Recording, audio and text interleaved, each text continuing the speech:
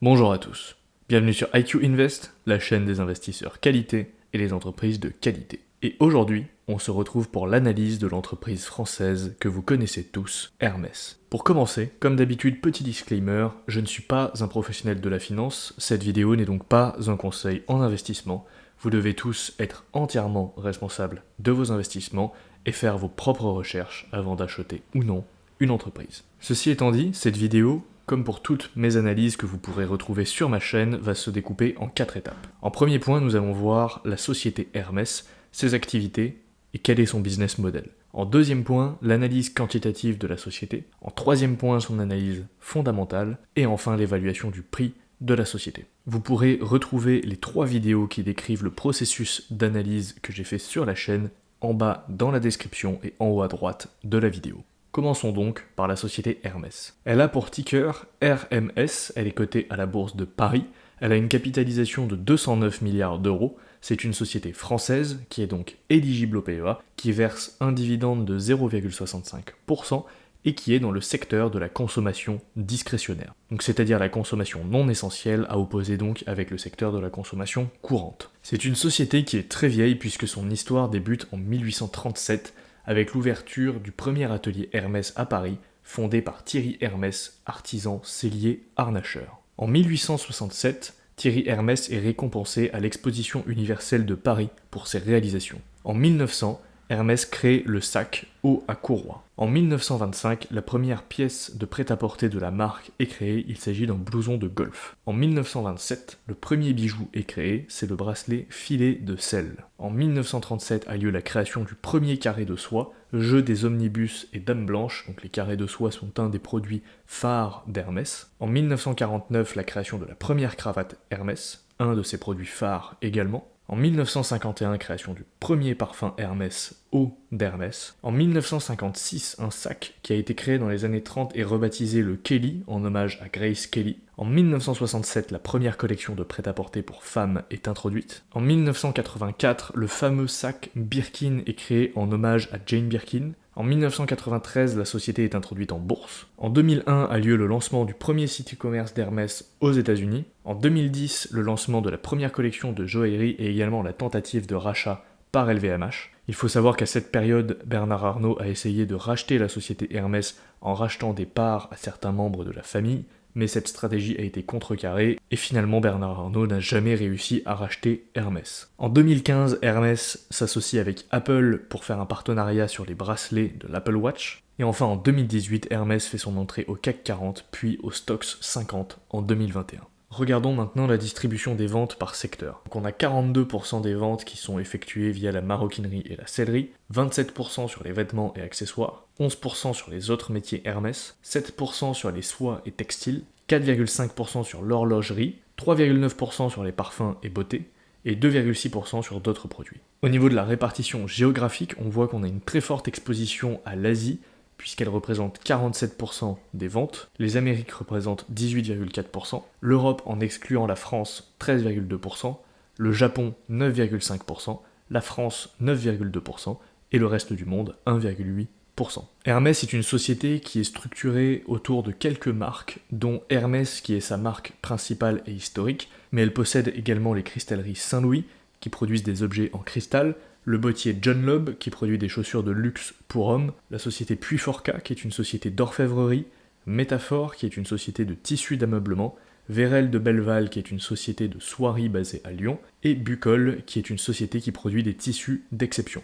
Donc on voit que, à l'inverse d'une société comme LVMH par exemple, Hermès est très centré sur sa marque historique et a racheté peu de marques au fil du temps. Elle a donc une stratégie complètement différente et ne s'organise pas du tout en conglomérat, comme c'est le cas par exemple d'LVMH ou même de Kering. Une des particularités d'Hermès est aussi qu'elle produit une grande majorité de ses produits en France. Et elle met énormément l'accent sur ce qu'elle appelle les 16 métiers d'Hermès, qui sont des pôles d'artisanat traditionnels. Et elle possède donc de nombreux ateliers de production locaux et artisanaux au travers de toute la France. Elle est donc réellement engagée dans la conservation des métiers et des savoir-faire traditionnels, et elle est également engagée dans la promotion de l'artisanat au sein des écoles françaises, puisqu'elle finance et elle construit beaucoup d'écoles dédiées au métier de l'artisanat. Au niveau du management, On retrouve Axel Dumas qui est co-CEO depuis 2003 et qui est un descendant direct de Thierry Hermès, Henri-Louis Bauer qui est co-CEO depuis 2006 et Éric du Halgouët qui est CFO depuis 2015. Si on fait un point sur l'actionnariat, on voit que la famille Hermès possède toujours 66% des parts, ce qui est énorme. On a ensuite 4,9% des parts qui sont possédées par Nicolas Puech qui est également un descendant de la famille Hermès, 1,8% des parts qui est possédée par la famille Arnaud,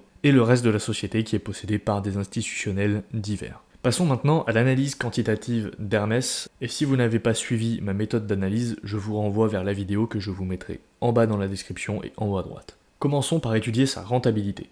Et là, on va voir qu'on a de très bons chiffres, puisqu'on a un ROCE sur 1 an de 38,8%, sur 5 ans de 32,3%, et sur 10 ans de 36,2%. Au niveau des profits, on a également des marges exceptionnelles avec une marge brute de 69%, une marge opérationnelle de 33,8% et une marge nette de 21,9%. Et enfin, on a un pourcentage de dépenses en CAPEX par rapport au chiffre d'affaires de seulement 20%. Au niveau de la croissance du chiffre d'affaires, encore de très bons résultats puisqu'on a une croissance sur 1 an de 25,5%, sur 5 ans de 14,8%, sur 10 ans de 11,2%, et on a une croissance prévue sur les 5 prochaines années de 12,7%. Également excellent au niveau de la croissance des free cash flow avec une croissance sur 1 an de 26,6%, sur 5 ans de 24,5% et sur 10 ans de 21,5%. Au niveau du dividende, un quasi sans faute avec une croissance sur 1 an de 62,5%, sur 5 ans de 12,4% et sur 10 ans de 11,5%. Le seul point qui est perdu par Hermès est sur le nombre d'années d'augmentation consécutive du dividende qui est seulement de 2. Et enfin pour terminer, sur la santé, on a un ratio dette sur EBITDA très faible de 0,33 et un payout ratio tout à fait raisonnable de 32%. Si on résume, on a une société qui est magnifique avec du vert partout, sauf sur le nombre d'années consécutives d'augmentation du dividende, ce qui nous donne une note finale de 19 sur 20. Si on compare avec ses principaux concurrents, on retrouve le français LVMH avec 15 sur 20, Kering 14 sur 20 et le suisse Richemont avec 10 sur 20. Si on compare la performance d'Hermès par rapport au S&P 500 sur les 10 dernières années, on voit que Hermès surperforme largement le S&P 500 et nous offre une surperformance de 10,45% par an, dividende réinvesti. Et sur 20 ans, la surperformance est encore plus frappante puisqu'on a 11,29% de surperformance annuelle, dividende réinvesti. Et enfin, si on compare à ses concurrents sur une période de 10 ans également, on voit en première position Hermès, en deuxième position LVMH, en troisième position Kering et en dernière position le groupe Richemont. Et ce graphique est réalisé sans prendre en compte le réinvestissement des dividendes. Passons maintenant à l'analyse fondamentale de la société Hermès. Et encore une fois, je vous renvoie à ma vidéo qui explique cette étape du processus qui est dans la description et en haut à droite de la vidéo. Commençons par les forces de la société Hermès. C'est une entreprise familiale qui a été fondée il y a plus de 180 ans et qui est toujours dirigée par les descendants de Thierry Hermès. Et ça, c'est une vraie force, car il y a des études financières qui ont démontré que les entreprises familiales tendaient à mieux performer dans le temps. C'est également une société qui a une chaîne de distribution verticale complètement intégrée et qui a donc un positionnement unique qui la distingue des autres marques de luxe. Elle a en effet un positionnement qui est complètement différent d'un groupe comme LVMH qui est vraiment centré sur le rachat et le conglomérat, alors qu'Hermès est vraiment centré sur l'artisanat et la production de produits de qualité. On a donc un focus qui est très important sur la préservation des techniques et des savoir-faire traditionnels ainsi que de l'artisanat français, et on a des produits qui se vendent à prix d'or en seconde main. C'est le cas par exemple des sacs Birkin qui peuvent monter jusqu'à 150 000 € pendant des ventes aux enchères, ce qui renforce encore plus l'exclusivité de la marque. Et enfin également, on a des produits d'entrée de gamme pour attirer les aspirants et engendrer des revenus récurrents via des cadeaux, que sont par exemple les carrés de soie Hermès, les cravates ou encore les ceintures. Au niveau des risques de la société, on en retrouve quelques-uns. Notamment le premier, étant donné que Hermès est fortement intégré à sa production et à une production entièrement verticale, elle pourrait se retrouver en capacité de surproduction si la demande pour ses produits venait à baisser. Elle a également une très forte exposition à l'Asie, qui est une région sensible aux risques géopolitiques et notamment chinois comme on l'a vu par exemple pendant la période du Covid. Hermès doit également arriver à garder son exclusivité tout en continuant de croître. C'est un pari qu'elle a très bien su faire par le passé et c'est un jeu d'équilibre qu'elle doit trouver entre l'ouverture de nouveaux magasins et la croissance de ses ventes, mais tout en restant raisonnable pour garder une certaine exclusivité et ne pas devenir trop mainstream. Et enfin, il y a beaucoup d'inertie dans la production avec des durées de formation qui sont très longues pour des artisans sur des postes de savoir-faire très spécifiques, et donc cela engendre du frottement autant pour augmenter les capacités de production que pour les diminuer. Encore une fois, ça rejoint le point, si la demande venait à baisser, la société pourrait vite se retrouver en capacité de surproduction à cause de cette inertie. Passons maintenant à la checklist fondamentale et commençons par les produits. Est-ce que les produits d'Hermès sont essentiels? Eh bien non, effectivement, ce sont des produits de luxe qui ne sont pas essentiels. Est-ce que les produits sont achetés régulièrement? Oui, puisque l'avantage d'Hermès réside notamment dans le fait que beaucoup de produits sont des produits d'appel qui sont offerts en cadeau, comme on l'a vu, c'est le cas des carrés de soie, des cravates ou encore des ceintures Hermès. Au niveau du prix des produits, on est plutôt neutre, puisqu'on a certains produits d'appel qui sont à bas prix, ou en tout cas à des prix abordables, mais la majorité sont quand même à des prix très chers et sont destinés à une population aisée. Les produits sont achetés par une large base de clients, puisque Hermès possède une large base de clientèle dans le monde entier qui adore ces produits, et les produits résistent très bien au changement, puisqu'il s'agit d'artisanat et de savoir-faire très particuliers et spécifiques, et surtout très anciens, et donc il n'y a aucun risque de disruption sur ces produits. Passons maintenant au positionnement. Et là, on a un quasi sans faute, puisque l'entreprise est appréciée par ses clients. Hermès est une marque qui est mondialement connue et qui résonne à l'international. L'entreprise est unique, non seulement parce qu'elle propose un positionnement unique, mais dispose surtout d'une marque qui est très forte et reconnue dans le monde entier. Par contre, c'est une entreprise qui n'est pas leader sur son marché, mais même si elle n'est pas le leader, puisque c'est LVMH qui est le leader du marché du luxe, son positionnement est quand même relativement différent à celui d'LVMH, et donc elle n'est pas tout à fait comparable à cette société. L'entreprise résiste très bien à la concurrence, puisqu'elle possède un positionnement unique et un savoir-faire qu'il est impossible de concurrencer, et elle dispose d'un très fort pricing power, puisqu'elle peut se permettre d'avoir des listes d'attente de plus de 6 ans pour certains modèles, comme c'est le cas par exemple du sac Birkin.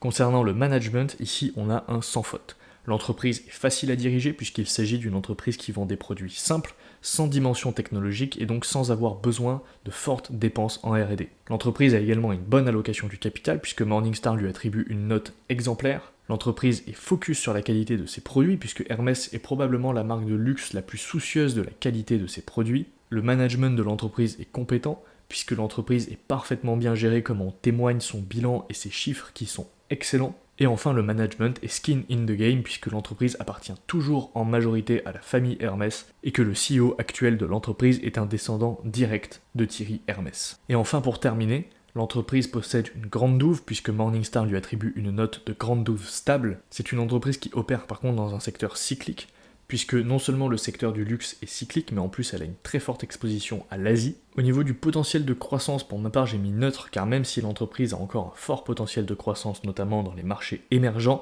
elle est quand même limitée par l'exclusivité qu'elle souhaite garder. L'entreprise évolue dans un marché en croissance, puisque le marché du luxe connaîtra encore une forte croissance, au moins jusqu'en 2030, d'environ 6% par an. Et l'entreprise est orientée vers ses actionnaires, puisque Hermès verse un dividende qui est en constante augmentation et effectue des rachats d'actions réguliers. Donc si on récapitule sur tous ces points, on a une très bonne note de 16,5 sur 20, ce qui positionne encore une fois Hermès comme une entreprise de qualité. Et si on devait réfléchir à des scénarios catastrophes concernant cette société, personnellement je n'en ai trouvé qu'un seul, ce serait un scénario dans lequel on aurait des problèmes géopolitiques entraînant une baisse drastique de la consommation en Asie, ce qui aurait fondamentalement un impact énorme sur les ventes d'Hermès, puisqu'on a vu que quasiment 50% de ces ventes provenaient de l'Asie hors Japon. Maintenant, passons à l'étude de la valorisation de la société. Et comme pour les deux étapes précédentes, je vous renvoie vers ma vidéo qui explique ce processus que je vous mettrai en bas dans la description et en haut à droite. Et commençons tout de suite par le calcul de sa Fair Value Estimate. Comme d'habitude, pour cela, nous allons prendre 5 valeurs. La première valeur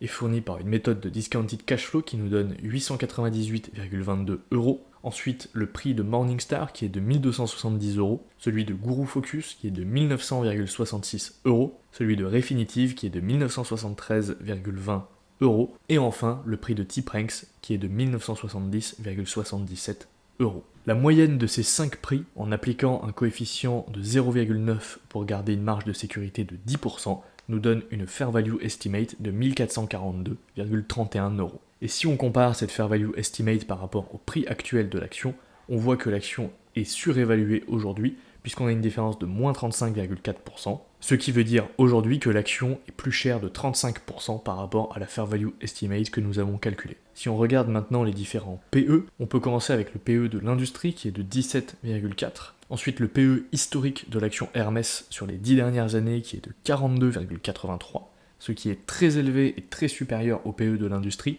ce qui peut s'expliquer notamment par le fait qu'elle a des ratios et des chiffres qui sont excellents. Et actuellement, le PE de la société est à 51,95, ce qui nous donne une différence entre le PE actuel et le PE historique de 21,3%. Donc on constate ici que historiquement la société s'échange très cher, puisqu'un PE de 42 pour ce type de business c'est absolument énorme. Et non seulement elle est chère historiquement, mais en plus elle est très chère aujourd'hui puisque son PE actuel est supérieur de 20% par rapport à son PE historique. Et donc si on récapitule, sur la société Hermès, on a une note quantitative de 19 sur 20, une note fondamentale de 16,5 sur 20, et un score de valorisation de moins 28,5 qui est obtenu en faisant la moyenne de la différence entre le prix actuel et la fair value estimate, et le PE et le PE historique. Et en additionnant ces trois notes, on obtient un score de 7, ce qui nous indique que la société aujourd'hui est malheureusement trop chère. Donc si on récapitule, Hermès est une entreprise de qualité, voire même d'excellente qualité. Elle a de très bons fondamentaux et possède un grand moat, donc un très bon avantage compétitif. Personnellement, je ne vois aucun risque majeur pour l'entreprise sur les 10 prochaines années. Par contre, c'est une entreprise qui est aujourd'hui trop chère selon moi, donc personnellement, je n'en ai pas encore acheté. Cependant, elle a un PE historique qui a toujours été très élevé, et j'ai bien peur qu'elle fasse partie de ces entreprises, au même titre que L'Oréal par exemple, qui s'achètent toujours très cher. Donc dites-moi en commentaire si c'est une entreprise que vous avez en portefeuille et surtout dites-moi quel est votre PRU pour voir à quel prix vous avez réussi à l'acheter si vous en possédez. Et personnellement, je l'achèterai bien évidemment au sein de mon PEA et je n'hésiterai pas à l'acheter dès que je trouverai qu'elle a un prix intéressant. Merci à tous de m'avoir écouté. Comme d'habitude, si vous êtes resté jusqu'à la fin et que la vidéo vous a plu, n'oubliez pas de laisser un pouce bleu, de me laisser un commentaire, n'hésitez pas à me faire part également des entreprises que vous aimeriez que j'analyse sur la chaîne. N'oubliez pas d'aller me suivre sur Instagram @iq-invest.fr et moi je vous dis à la prochaine pour une nouvelle vidéo.